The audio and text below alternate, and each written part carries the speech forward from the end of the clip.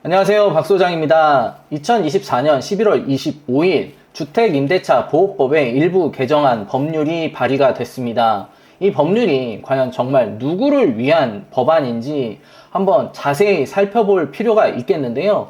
법안 내용을 제가 준비를 했으니까 한번 같이 보시면서 제가 자세히 설명드리도록 하겠습니다. 주택임대차 보호법 일부 개정 법률안에 대한 내용입니다. 제안 이유부터 주요 내용까지 쭉 나와 있는데 제가 한번 읽어보면서 같이 설명을 드리는 시간을 한번 가져보겠습니다. 일단 첫 번째 문장부터 전체 가구의 40%에 달하는 임차 가구는 임대인으로부터 전세 보증금을 돌려받지 못하는 사고가 속출한 전세 사기 사태는 임차인 보호를 위한 현행 법제의 맹점을 뚜렷이 보여주고 있음. 일단 이 법률은 처음부터 임대인이 다소 조금 악의적으로 표현이 되어 있는 부분인데 문제가 될 수 있는 부분은 사실 여기에 있습니다. 임대인의 일방적인 임대료 인상하고요, 퇴거 요구에 대한 부담, 이 부분에 대해서는 사실 임대인분들이 일방적으로 임대료 인상을 할 수가 없어요. 시장은 항상 시세라는 게 존재를 하기 때문에 이 시세를 마음대로 임의적으로 조정한다고 해서 임차인이 바로 맞춰지는 게 아니거든요. 이런 부분이 사실 첫 번째로 조금 위험하다라고 할 수 있는 발언이고요. 그 다음에 이제 퇴거 요구에 대한 부담인데요. 임차인들은 보통 계약갱신 청구권 등을 활용해서 최대 4년까지 안정적인 주거가 가능하거든요. 그럼에도 불구하고 이제 첫 문장부터 퇴거 요구에 대한 부담, 이런 식으로 이제 전개가 됐다라고 하는 거는 임대인은 악으로 보고 임차인은 다소 선으로 보는 언더도그마 형태로 논점을 잡고 법안이 발의가 된 것 같은데요. 계속적으로 한번 살펴보겠습니다. 이게 현재 이해로 한정된 계약갱신 청구권을 임차인이 제한 없이 쓸 수 있게 한다고 합니다. 난리 나겠죠? 계약갱신 청구권 정말 말도 많고 탈도 많은 정책인데 현재 2회로 한정되어 있는데 이거를 제한 없이 쓸 수 있게 하겠다. 그러면 정말 이제 임대인이 오히려 을이 되고 임차인이 갑이 되는 상황이 더욱더 많아질 것 같은데요. 현재도 사실 임차인이 더 갑 행세하는 형태가 많이 있거든요. 계속 살펴보겠습니다. 지역별로 적정 임대료 산정위원회를 설치하겠다. 적정 임대료를 고시하겠다 라고 하는데, 적정 임대료 산정위원회, 참 시장을 거스르는 말이 아닐까 싶긴 하거든요. 시장의 시세와 다르게 적정 임대료를 임의적으로 조정하겠다라고 하는 건데 굉장히 문제가 많을 것 같긴 합니다. 계속 살펴볼게요. 깡통 전세 및 무자본 갭 투기를 막기 위해서 전세 보증금의 범위를 주택가격 일정 비율로 제한하겠다라는 내용하고요. 임차인이 주택의 인도 및 주민등록을 마친 즉시 제3자에 대해서 대항력이 즉시 발생하도록 하겠다라고 하는 건데, 일단 대항력에 대한 부분은 굉장히 잘한 선택인 것 같고요. 대항력이 보통 전입신고 그 다음날 생기는 경우가 많았거든요. 그래서 금요일 오후에 잔금을 치르면 임차인들이 종종 불안해하는 경우가 굉장히 많았는데 그 즉시 대항력이 생기도록 한 건 굉장히 잘한 선택인 것 같긴 합니다. 주요 내용 안에도 일단 대항력에 대한 부분은 잘 나와 있고요. 또 이 부분 한번 살펴보겠습니다. 임대인이 변경된 경우에 사전에 임차인에게 통지 의무를 부과하도록 했고요. 그 다음에 이제 임차인은 양수인에게 승계를 원치 않는다 라고 할 경우에는 이제 2달 내에 임대차 계약을 해지할 수 있도록 하는 건데요. 정상적인 매매 거래가 사전에 임차인을 통해서 통지 의무를 전달받도록 하고 진행이 됐다 라고 하더라도 임차인이 갑자기 마음이 바뀌어서 통지를 해요. 2달 이내에 이제 나는 승계를 원하지 않는다 라고 하면 이거는 그대로 임대차 계약을 해지해야 되는 거예요. 임대차 계약이 해지가 되면 바로 이제 시장에서 다음 세입자가 구해지느냐, 지금 현재 시장 상황으로는 또 그렇지가 않거든요. 그러면 정말 임대인은 정말 곤란한 상황에 많이 빠뜨리게 되겠다 라고도 볼 수가 있는데, 이거 어떻게 하자는 건지 사실은 이거 굉장히 문제가 많습니다. 다음 또 계속해서 볼게요. 임차주택의 양수인은 매매계약 체결일 15일 이내에 매매계약 체결일 이후에 발급된 이제 국세, 지방세 완납 증명서를 이제 임차인에게 제시하도록 했고요. 지금도 사실은 국세 완납 증명서, 지방세 완납 증명서를 계속 제출하고 있으니까 이 부분에 대해서는 특별한 게 없는 것 같습니다. 이제 임차보증금은 임차보증금과 선순위 담보권, 국세, 지방세, 체납액의 70%를 초과할 수 없다라고 나와 있고요. 보통 이제 이거는 뭐냐면 10억짜리 아파트에 대출이 4억 정도 들어가 있으면 3억을 넘어서 못 받는다라는 부분이에요. 기존에도 사실 낙찰가율 한번 따져보고 그 낙찰가율 기준에 맞춰서 은행들이 후순위 대출이라든지 대출에 대해서 그리고 전세 보증금에 대해서 전세 자금 대출을 가능하게 불가능하게 하는 요건들이 다 있었거든요. 이 부분은 사실은 큰 변화가 없을 것 같기는 합니다. 뭐 계약기간 만료 후에 보증금을 미반환하는 경우에는 임차인이 대출을 받았으면 그 대출에 대한 이자를 임차인에게 지급을 해줘야 된다라는 부분이고요. 그 다음에 비율에 대해서 이제 임대인은 임차인의 대출과 별개로 미반환 보증금에 대한 이자를 비율에 대한 이자로 임차인에게 지급하도록 합니다. 정말 주택 시장의 현황과 맞지 않는다라고 할 수 있는 부분이 너무나 많은 게 현재에도 사실은 만기에 의해서 퇴실을 한다라고 해도 세입자가 바로 그 즉시 안 맞춰지는 경우가 굉장히 많거든요.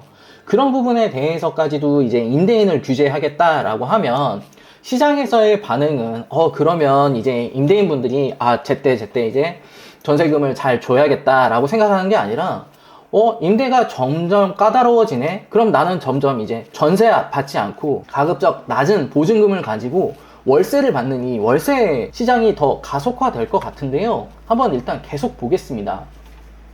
이게 가장 문제인데요. 임대인이 임대차 갱신 요구를 거절할 수 있는 임차인에 대해서 2기 연체된 임차인을 3기 연체된 임차인으로 하고 그 갱신 거절의 범위를 제한하겠다라고 하는데 이게 무슨 말이냐면 기존에 2기까지 연체된 임차인이 계약 갱신 요구를 하면 거절할 수 있었거든요. 이거를 이제 3기 연체된 임차인까지 계약 갱신 거절 범위를 제한했다라고 하는 거는 3번 밀려도 괜찮다는 거예요.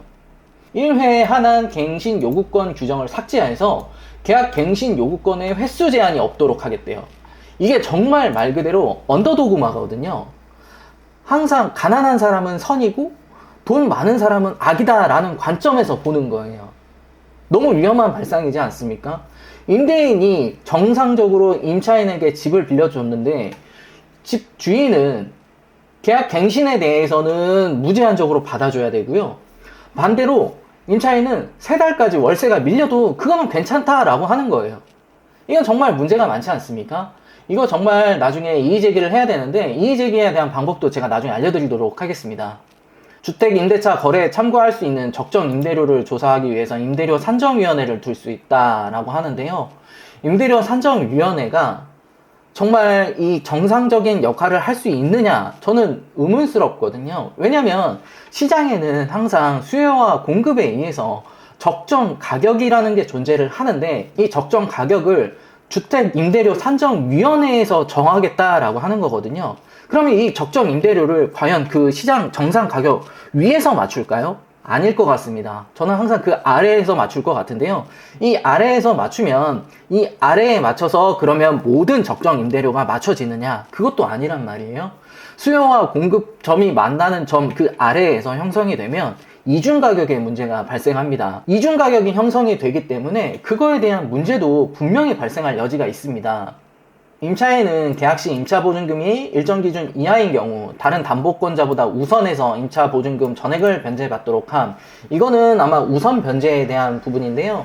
서울시의 현재 최우선 변제 금액, 우선 변제를 받을 수 있는 금액은 보증금 1억 6,500만 원 이하고요. 이 경우에 한해서 5,500만 원만 최우선 변제로 받을 수 있게 했는데 일정 기준 금액 이하의 경우에는 이제 임차료 보증금 5,500이 아니라 그 이상도 받을 수 있다라고 하는 내용입니다. 마찬가지예요. 제가 아까 말씀드린 내용처럼 분쟁을 조정할 경우에는 적정 임대료를 분쟁 조정의 기준으로 사용하도록 함 이렇게 나와 있는데 여기 임대료 산정위원회에서 분쟁을 같이 조정할 거란 말이에요. 이 분쟁을 조정하는데 이 법률안의 기본 취지가 임대인은 악하다, 임차인은 선하다 라는 전제가 깔려 있잖아요. 그러면 여기에서 보시는 것처럼 차임과 보증금과 차임에 대한 분쟁을 과연 임대인에 맞춰서 조정을 해줄 것이냐? 그것도 아니란 말이에요.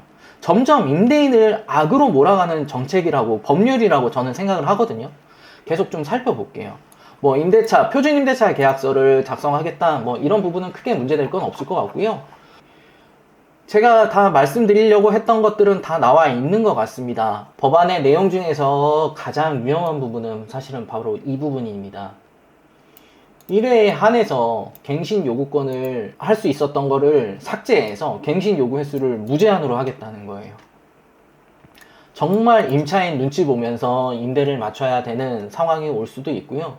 임대인분들은 원래 정부 입장에서 보면 장기적으로 안정적인 임대차를 공급해주는 사람이거든요. 근데 이 임대인을 정말 악으로 규정한다 라고 하면 시장에서는 정말 답이 없는 상황이 나올 수도 있어요. 정말 임대차 시장이 조금 더 많이 어려울 수도 있고요. 임차인을 처음부터 굉장히 한정적으로 범위를 굉장히 한정해서 받겠죠. 그럼 결국은 임차인, 임대인 둘 다 죽는 시장이 만들어질 수도 있거든요. 굉장히 위험하다라고 볼 수가 있는데 이 법이 공포된 후에 6개월이 경과한 날부터 바로 시행이 된다라고 합니다. 그러면 이 법은 공포되기 전에 막아야 되겠죠. 이거에 대해서 이의 신청을 할 수 있는 사이트를 제가 지금부터 말씀드리려고 하는데요. 사이트는 국회 입법 예고 요 사이트 안에 이의 제기할 수 있게 이렇게 만들어 놓은 건데요. 댓글에 이 주소의 링크를 밑으로 걸어 둘 테니까 여기에서 꼭 한번 이 법안에 대해서 이의를 제기하실 분들은 이쪽을 통해서 제기를 하시면 되고요. 제가 생각한 결론은 사실은 이렇습니다. 이 법이 정말 임차인을 위해서 만든 법안이냐? 전 꼭 그렇지 않다라고 보거든요. 임차인들 단기적으로는 사실 좋아 보일 수는 있죠. 근데 이게 장기적으로 보면 임대인, 임차인 다 죽는 거예요. 임대인이 왜 정당하게 산 집에서 정당한 절차로 해서 임차인에게 집을 빌려줬는데 그마저도 왜 임차인의 눈치를 봐가면서 집을 빌려주고 임대를 해야 되는지 이건 정말 좀 아니라고 보거든요. 이의를 제기하시려면 그 아까 말씀드린 사이트에 하시면 되고요. 지금 사실 전국이 굉장히 혼란스럽습니다. 이 혼란스러운 와중에서도 주택임대차보호법의 일부 개정 법률안에 대해서는 한 번쯤 여러분들이 꼭 확인해 보실 필요가 있겠고, 오늘은 이렇게 주택임대차보호법의 일부 법률 개정 내용에 대해서 한번 살펴봤는데요. 앞으로도 좋은 영상, 유익한 정보 전달 드리도록 노력하는 박소장이 되겠습니다. 감사합니다.